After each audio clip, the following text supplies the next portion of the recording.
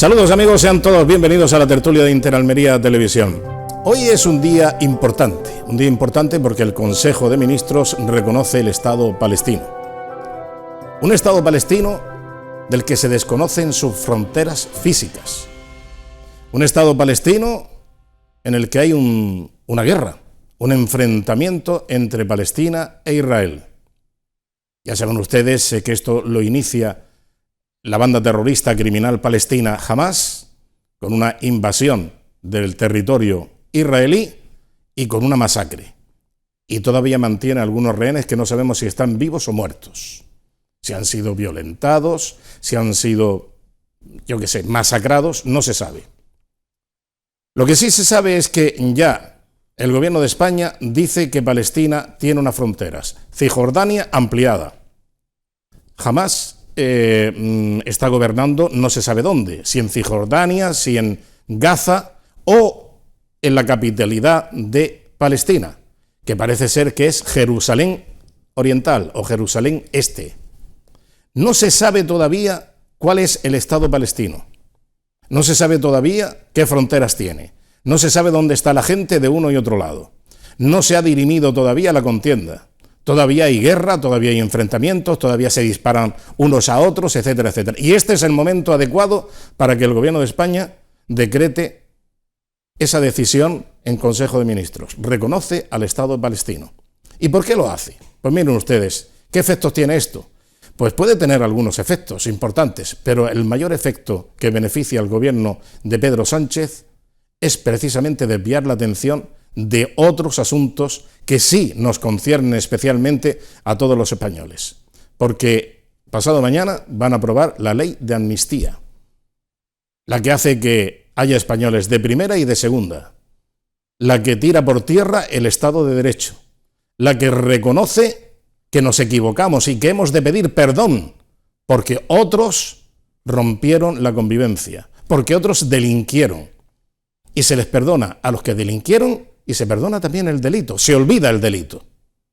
Vamos a ver precisamente ahora a Pedro Sánchez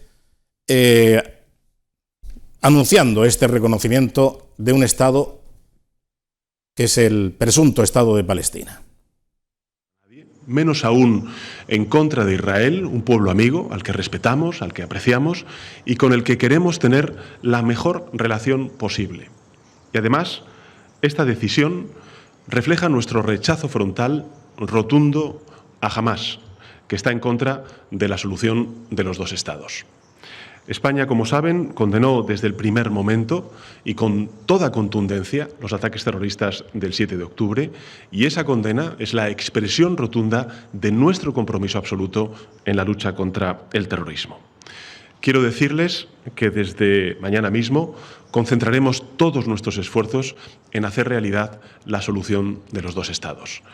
Y lo haremos con tres grandes prioridades. La más urgente, en primer lugar, sigue siendo poner fin a una crisis sin precedentes en la Franja de Gaza. Hago un llamamiento, una vez más, a un alto el fuego permanente, a la entrada de ayuda humanitaria y a la liberación inmediata de los rehenes israelíes en manos de Hamás.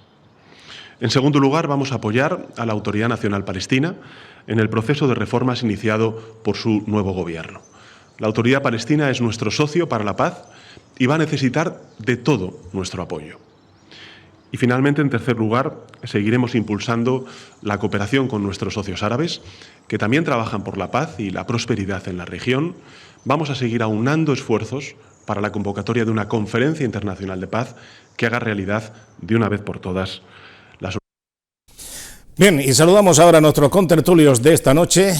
Rafa Burgos, muy buenas noches y bienvenido. Muy buenas noches, ¿Qué tal? ¿Qué te parece? Pues nada, oyendo las declaraciones de nuestro ilustre señor presidente, pues bueno, la verdad que me parece un disparate, no el hecho de la manifestación que hace el presidente de declarar o de respaldar o reconocer el Estado palestino, sino porque no es el momento apropiado, ¿no? Hay un refrán que yo lo diré seguramente mal, que en tiempos convulsos no hagas mudanza o algo así, ¿no? Pues que dicen, tienen su teoría sobre eso, sí. Ah, bueno, yo la aplico de una manera muy simplista. Buenas noches, María.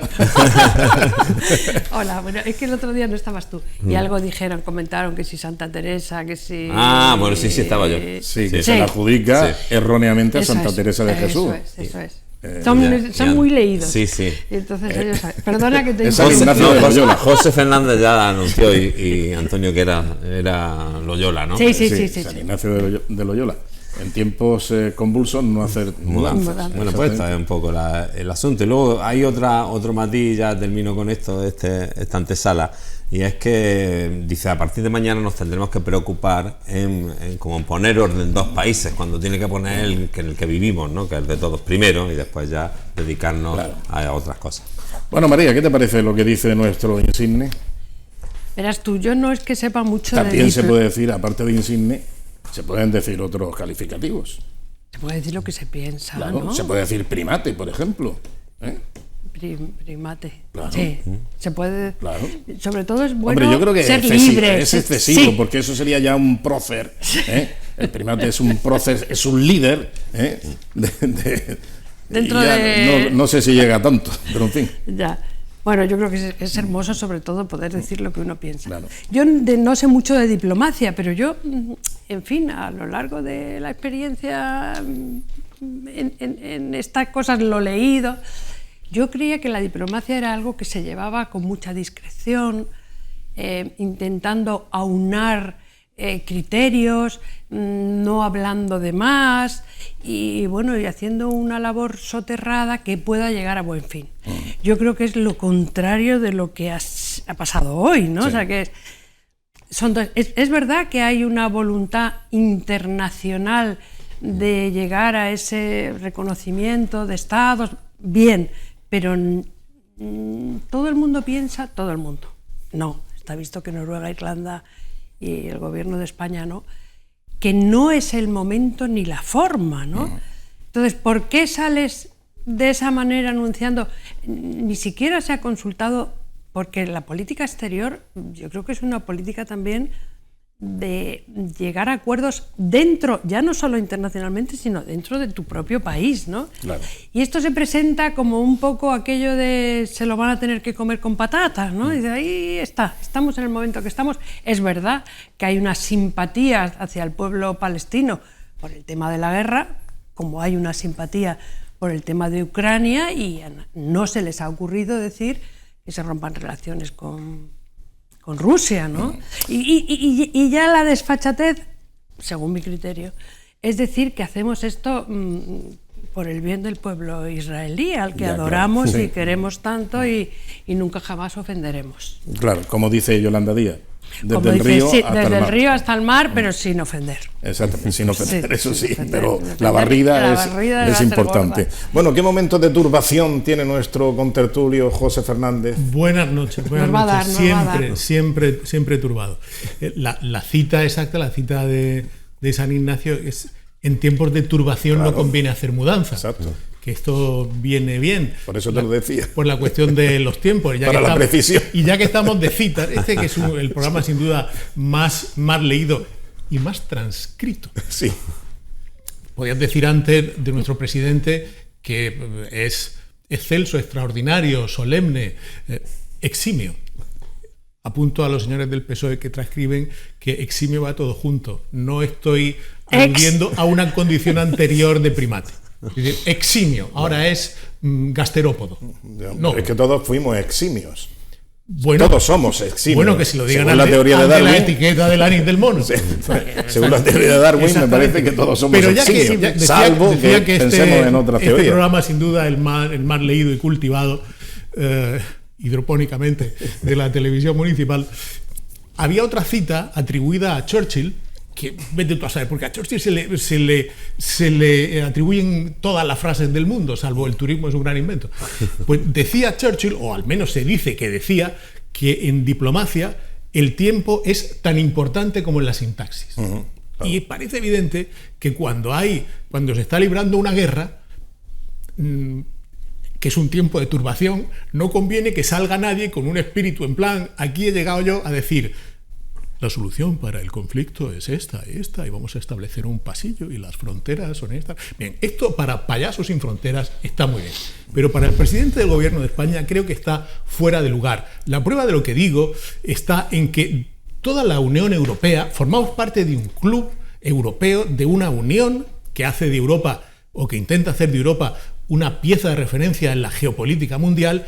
De los 27 miembros de la Unión Europea, tan solo España y la todopoderosa Irlanda han decidido sumarse a este invento. Los demás países, absolutamente los 25 restantes, están callados. ¿Por qué? A lo mejor porque hay una guerra en curso y que no conviene empezar a hablar de fronteras o de pasillos humanitarios. ¿Vosotros os imagináis que alguien de un país extranjero, tercero, dijera, nosotros por el bien de España y por la paz en España, y porque queremos a España, hemos decidido reconocer la independencia de Cataluña y el País Vasco, y estimamos que debería producirse un pasillo comunitario entre Pamplona y Badalona, pues para que discurran ahí las cosas? ¿Qué diríamos? Bueno, usted, ¿por qué no se va a su casa y se ocupa de las cosas de su casa? Eso es lo que hay que hacer. Y finalmente, no desviarnos un detalle. Llevo toda la mañana pensando en que, sin duda, alguien del PSOE nos va a explicar en breve algo que me tiene todo el día muy inquieto. ¿Por qué el discurso de Sánchez de reconocer el Estado palestino por el bien de Israel funciona en Palestina y no funciona en Marruecos, con el Sáhara? Señor presidente, explíquenos las razones por las cuales los gazatíes tienen más derechos que los saharauis. Que es lo mismo que ha dicho de la Franja de Gaza, claro, de Cisjordania, lo mismo se podría aplicar al Sáhara, incluso con más motivo, porque hasta donde yo conozco, Palestina nunca ha sido territorio español. Vaya. El Sáhara sí. Y hemos tenido con el Sáhara y con los saharauis una relación de amistad, de cordialidad, de cooperación, que estaban en las Cortes. Claro. Bueno, que tenían carnet de identidad, que eran tan españoles como los que nos están oyendo. Tienen carnet de identidad española. ¿Por qué a esos ciudadanos el presidente del gobierno de España les da la espalda? Pues por una razón muy sencilla, por lo que decía al principio, que esto es una cortina de humo, es una maniobra de distracción, es una prestidigitación de Pedro Sánchez para que no hablemos de lo que va a suceder ahora, aunque nos concierne, mira, ni más ni menos. Todas las guerras en cualquier lugar del mundo nos han de concernir, pero es que lo que pasa es que hay otras cosas que nos apremian de una forma más directa. Y estamos hablando de España y de los españoles, y estamos hablando de algo tan esencial como es la justicia, y la justicia igualitaria, la justicia para todos, independientemente de la condición, sexo, creencia, etcétera. Entonces, evidentemente, eso se va a torcer. ¿Pasado mañana es? ¿Pasado mañana cuando tienen previsto? El jueves. El jueves, ¿no? Sí. Pasado mañana. Sí. Pasado mañana. Bueno, pues pasado mañana. Pasado mañana se nos va a venir esto encima. Y claro, ahora lo que interesa es hablar de Israel, de Palestina, del reconocimiento de un Estado que no es tal, que no existe todavía, digamos, en el mapa, que no hay una configuración, una delimitación geográfica o orográfica, que es que no lo divide nada, que no hay ninguna fronteras y que, bueno, pues, y que está en guerra. O sea, que es la inoportunidad al máximo nivel. Bueno, pues, ¿qué es lo que pasa? Que ahora vamos a hacer todo lo contrario a lo que decía el gobierno. El gobierno, decir que el gobierno de España miente a todos los españoles, me parece que ya no es ninguna novedad. Es un gobierno que nos ha mentido, que llegó a gobernar mintiendo, manipulando la realidad. Y siguen mintiéndonos, y siguen entreteniéndonos, y siguen desviando la atención de lo esencial. Y por eso quiero que recuerden ustedes ahora lo que decía el propio presidente del gobierno, mintiendo, y el resto de ministros que también le acompañaban en ese corifeo de mentira y manipulación, hablando de los que querían romper a España, como era Puigdemont, y también de la amnistía, la ley de amnistía. No habrá ni amnistía ni nada de eso. Vamos a verlo.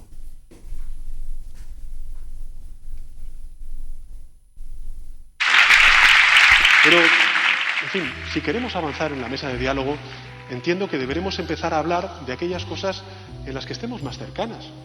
Porque si solamente se puede hablar de autodeterminación y de amnistía, ¿Eso es un diálogo? ¿Eso es una negociación?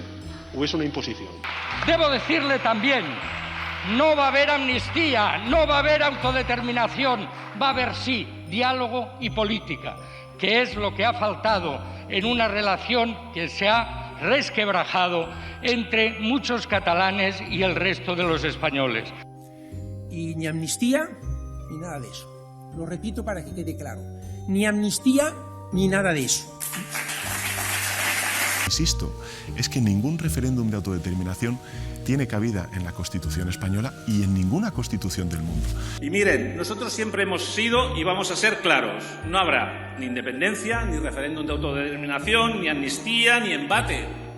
Pero el independentismo pedía la amnistía, pide un referéndum de autodeterminación, no han tenido amnistía, no hay un referéndum de autodeterminación y Al señor Puigdemont se le paró el reloj en el año 2017 y le han dado la espalda al señor Puigdemont tanto el Parlamento Europeo como la justicia europea, como la justicia española, como sobre todo, lo más importante, al señor Puigdemont le ha dado la espalda a la sociedad catalana. Porque Cataluña quiere mirar al futuro y no mirar al pasado y a los representantes de la época más negra de Cataluña como es el señor Puigdemont. Y dejémonos ya de paños calientes. El ciudadano Puigdemont debe presentarse ante la acción de la justicia. Bueno, ya sabéis que la amnistía no está reconocido en nuestro ordenamiento jurídico. Cuando usted habla de que planteemos la amnistía, la única respuesta posible es que eso no es planteable en un Estado constitucional democrático, porque sería suprimir literalmente uno de los tres poderes del Estado, que es el judicial. No sé cómo se puede explicar con más claridad, Diego. No va a haber referéndum de autodeterminación. No es constitucional. Lo voy a decir más todavía. Es que no es constitucional. Los indultos son constitucionales. El referéndum no. Ni la amnistía. Completaba la frase. Bueno, pues ya han visto ustedes, han visto hasta un potencial presidente de la comunidad catalana y ya que no va a haber amnistía ni nada de eso. E insistía. Y se lo repito, al estilo de Pedro Sánchez cuando decía, ¿quiere usted que le repita que no pactaremos con Bildu? Y era mentira. Es todo una mentira, todo un montaje, todo una manipulación del gobierno de España, el gobierno social comunista, que está en el poder gracias a sus mentiras y manipulaciones y montajes. Esto es una evidencia, lo acaban de ver. Y pasado mañana, el jueves, pues vamos a ver patentizado, vamos a ver hecho realidad la mayor, yo qué sé, desgracia que podemos tener en el plano jurídico. Que está en el poder gracias a sus mentiras. Yo, aceptándolo evidentemente, voy a matizarlo. Está en el poder porque hay gente que ha votado esa mentira. Es decir, porque hay gente, hay españoles que no les importa que, esto es una metáfora televisiva, entiéndalo, amigo transcriptor, hay españoles que no le importa en absoluto que le orinen en la cabeza y que incluso dice, llueve tibio, sí, pero al menos no gobierna la ultraderecha.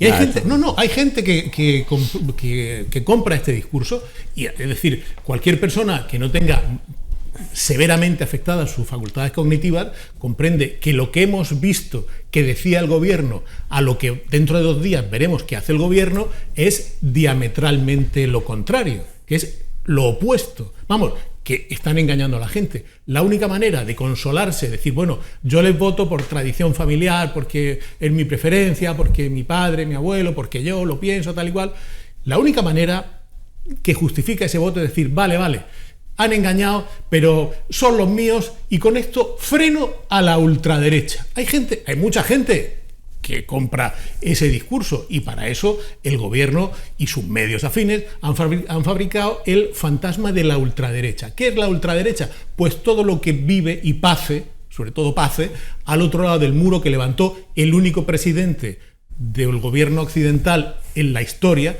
que en su toma de posesión anunció que iba a construir un muro para dividir a los españoles. Por lo menos Trump dijo que iba a levantar un muro y lo levantó para dividir a los americanos de los mexicanos, que en fin, no es malo, pero no es lo mismo que dividir a los españoles entre sí por un muro. Bueno, pues esta es la situación que tenemos. Hay gente que ha comprado ese discurso, que vota y que el día 9 de junio va a votar también esto, para decir, hay que frenar a la ultraderecha. ¿Y qué es la ultraderecha? La ultraderecha es ese fantasma contra el cual se manifestaban y rodeaban otro ejemplo de democracia progresista, rodeaban el Parlamento andaluz el día que se debatía la toma de posesión de Juanma Moreno, y el PSOE almeriense fletó autobuses para rellenar la Falange.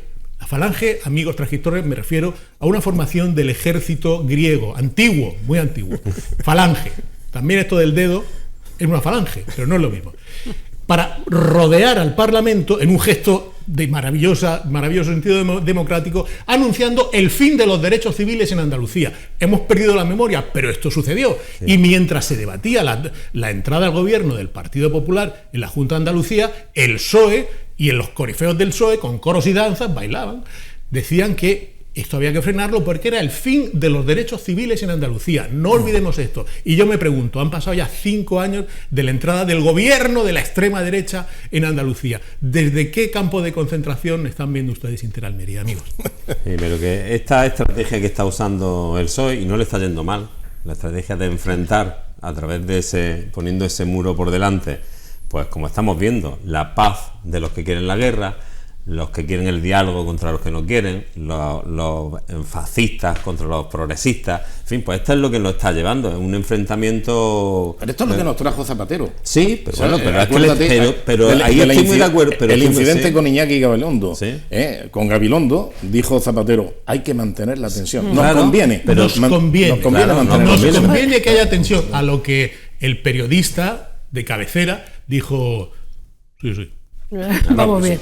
Sí, está. En ningún momento le dijo, hombre, presidente, esto es una barbaridad. No, le dijo, sí. Sí, y la alianza de civilizaciones, la inclusión en la comunidad. Pero eso le está dando buen resultado, y entiendo que siguen usando porque le está dando buen resultado. Y la gente compra ese discurso y lo siguen comprando, ¿eh? Y no pasa absolutamente nada. Yo estoy a la espera, hoy he oído una noticia de unos insultos del presidente Maduro a la presidenta Ayuso. Sí. Estoy esperando que a ver cuando llaman a consulta al embajador de Venezuela, ¿no? Sí. Porque si hay una persona, que en este caso la mujer de Sánchez, equiparable a una institución, pues creo también una presidenta de una comunidad de autónoma. Los movimientos feministas creo que ya están formando. Pero bueno, en fin, que son es lo que nos tienen acostumbrados, y es una labor de una dicotomía entre dos posturas enfrentadas, donde ellos son los razonables, los mejores y los que son los a la 10 de todas las libertades, y los demás pues somos unos retrógrados y en fin. Pues. Juegan con ventaja porque tienen el cuajo de decir esas cosas. Y luego ya quizás deberían justificar, ¿no?, el cambio. No, siguen y da igual, y vuelven a hacer una campaña y vuelven a mentir. El cuajo es un mérito, Es que ese cuajo no lo tiene todo el mundo. Eso, ¿no? hay que reconocérselo. No lo tiene todo el mundo. Normal. Quien osa tenerlo, evidentemente, no se encuentra con una oposición o una reprimenda o una invectiva por parte del que tiene enfrente, sí. A la hora de decirle, oye, ¿y tú dónde vas con esto? ¿Y dónde vas? ¿A dónde vas con esto? No, y entonces, el asedio, aunque se lo digan, el asedio mediático, el asedio político. Pero es que el argumento es tan fuerte entre la guerra y la paz que quien argumente algo que distorsione lo que él está diciendo en este caso es la defensa de la paz en el mundo.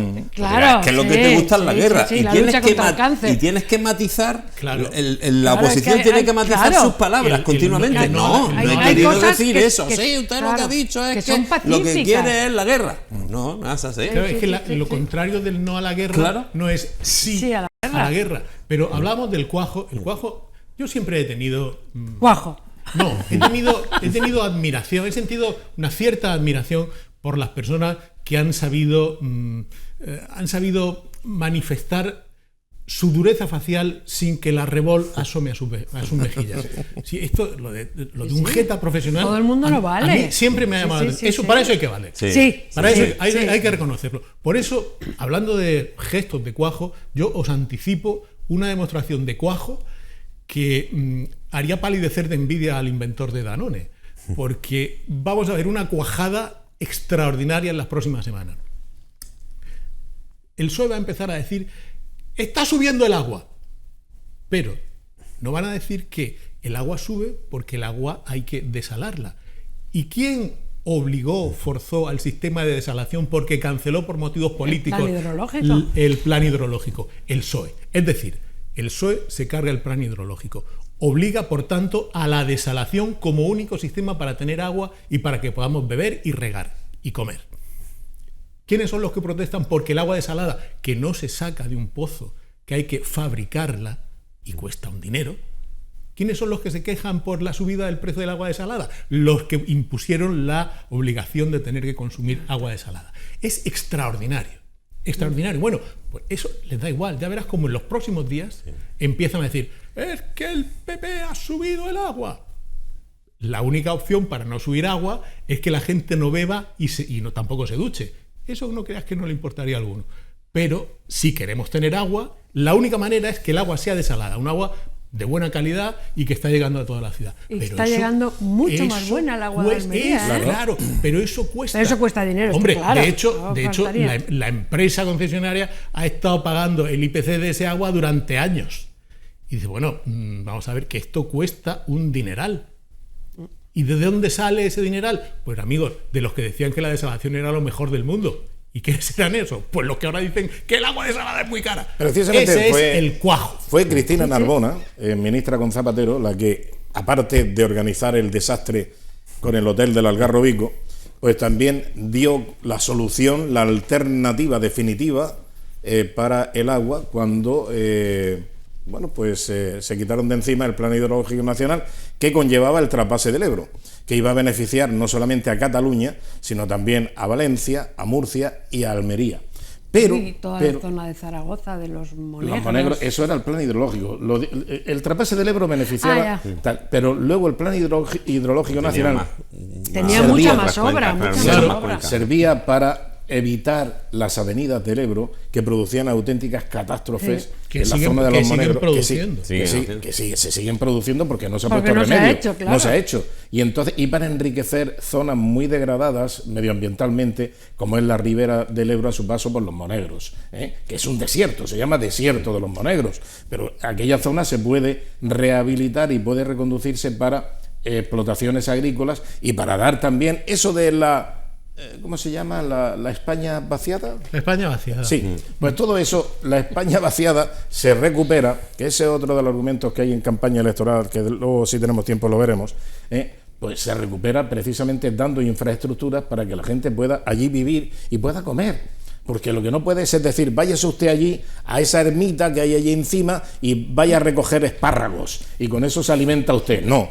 hay que tener caminos, hay que tener agua, que es fundamental, porque todas las civilizaciones han establecido las riberas de los ríos porque tenían agua potable, evidentemente. El Tigris y el Éufrates. Sí, exactamente. Pero claro, en la Mesopotamia. En España no es un problema de falta de agua, es un problema de distribución, distribución del agua. Y esto no lo digo yo, esto los romanos ya lo advertían, esto Joaquín Costa ya lo decía en el siglo XIX, y cuando a principios del siglo XXI, por primera vez en la historia, había un diseño y financiación para el Plan Hidrológico Nacional, que no solo era el trasvase del Ebro, como estáis diciendo, sino que había un plan estructural para que en España se pudiera conseguir esa canalización y esa distribución del agua, y en donde sobre el agua, llevarla donde no hay agua, que por cierto es de los pocos sitios del mundo, junto a Israel, perdón por mencionar a Israel, en donde más partido se le saca a una sola gota de agua. Pues cuando ese plan estaba aprobado y estaba ya en marcha y fue inaugurado por el presidente del gobierno, José María Aznar,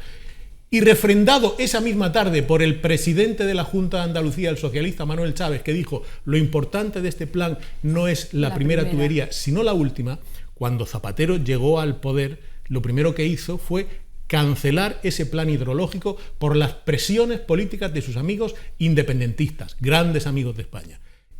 Y decían, no se preocupen porque el plan hidrológico es una burra muerta, una cloaca de agua, con lo cual no se preocupen que tenemos una cloaca de agua, un saludo. No se preocupen que tenemos la solución, programa de cloaca, tenemos la solución perfecta, que son las desaladoras. Y entonces durante años estuvimos oyendo al PSOE, en Almería sobre todo, decir que la solución son las desaladoras, las desaladoras, las desaladoras. Tuvimos desaladoras. ¿Cuál es el problema de las desaladoras? Que el agua de la desaladora hay que fabricarla. Fabricarla es un proceso complejo y muy caro. Conclusión, hay agua, apartarse de agua. El problema es que ese agua cuesta dinero. ¿Y qué es lo que pasa? Pues que el dinero pues tiene que salir del bolsillo de los ciudadanos, de los que beben y se duchan con ese agua y de los que riegan con ese agua. Conclusión, pues como hay que subir el agua, entonces el PSOE dice, ¡caramba! Nos van a subir el agua. ¿Cómo son los fascistas que no respetan a la gente? Hombre, si hubierais dejado el Plan Hidrológico Nacional, a lo mejor el agua venía por otro camino y no teníamos que utilizar la desalación, Exacto. que es siempre más cara. Da igual. Con su cuajo habitual, las próximas semanas escucharemos. Rápidamente, sube el agua. Que nos vamos a publicidad, venga. Respecto al agua, lo que ¿Dónde- estamos hablando. dónde estamos? Bueno, es que es una realidad. O sea, cuando se ponen en marcha, se pusieron en marcha, me parece que 4 bastidores más o 2 bastidores más. 2, ¿no? 2, sí. 2 bastidores más, pues proporcionalmente porque subía el agua, porque el consumo que tiene energético el producir ese agua es más, pues un porcentaje que se tiene que ver reflejado en el recibo. Por supuesto que va a haber críticas, por supuesto que sí, pero creo, si mal no recuerdo, así se dieron los datos en los últimos plenos en los que yo pude asistir, que seguíamos siendo una de las capitales de provincia con el agua dentro de Andalucía, pues en la media, ¿no? En la media. Sí, y más estable. Claro, pero que claro que tiene que subir. Ahora pues dirán que bueno, pues que al hacer más falta energía eléctrica para hacerlo, que por qué no nos hemos adelantado y no hemos puesto todo con la planta pues mucho más eficiente para que pueda tener energía Sí, claro. alternativa, tal, pues porque se tendrá que hacer, obviamente. Exactamente. ¿O por qué no nos hacemos Ya un está, enganche si esto ilegal? igual siempre hay otro motivo. Exactamente. Cuando plantea una cuestión siempre tiene otro más fácil para rebatir. Muy bien. Bueno, sí, hombre, la labor de la oposición es esa, es fiscalizar la acción de gobierno. Lo que pasa es que se le suma el cuajo, porque tú puedes ser coherente y efectivamente decir, oye, el agua va a ser muy cara. Está claro, yo no sé cómo va a ser el agua, me acabo de enterar que va a subir el agua, pero es verdad que desde hace,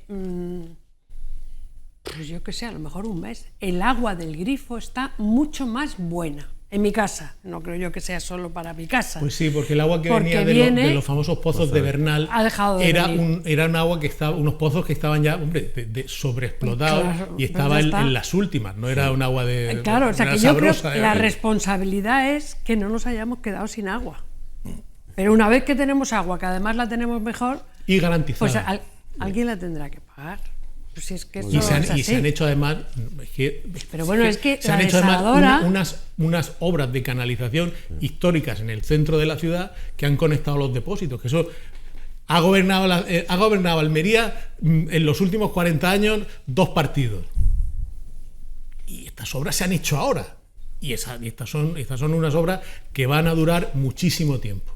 Bueno, pues todo eso, a ver si la gente piensa que se le da el botón y sale mucha agua para siempre y que el agua es gratis. A mí me gustaría pensar eso, pero es que eso no es así. De todas maneras, hace mucho que se viene hablando de que el agua tiene que subir, porque el agua Sí. es un bien escaso, pero hace años y años. Sí, pero no o sea, que eso obstante, veremos al Grupo Municipal Socialista en el Ayuntamiento de Almería criticar que sube el precio del agua porque se han tenido que poner en marcha las desaladoras con mayor capacidad de producción y consecuentemente con mayor consumo de electricidad y consecuentemente de nuevo también más encarecimiento del precio.